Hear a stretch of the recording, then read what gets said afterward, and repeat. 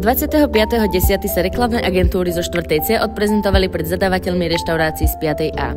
Ako prvá na rade bola TV Hama, školská televízia, ktorá bude dokumentovať celý priebeh praktických maturít.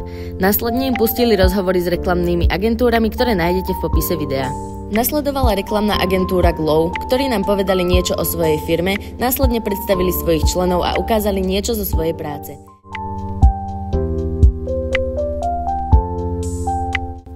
Ďalšia v poradí bola firma Infinity. A nakoniec sa nám predstavila reklamná agentúra Venus.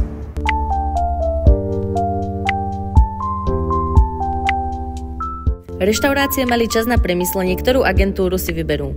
Po krátkej prestávke sme sa dozvedeli výsledky. 2 reštaurácie si vybrali reklamnú agentúru Venus. Následne si Venus vybrala reštauráciu Casa de la Pasta.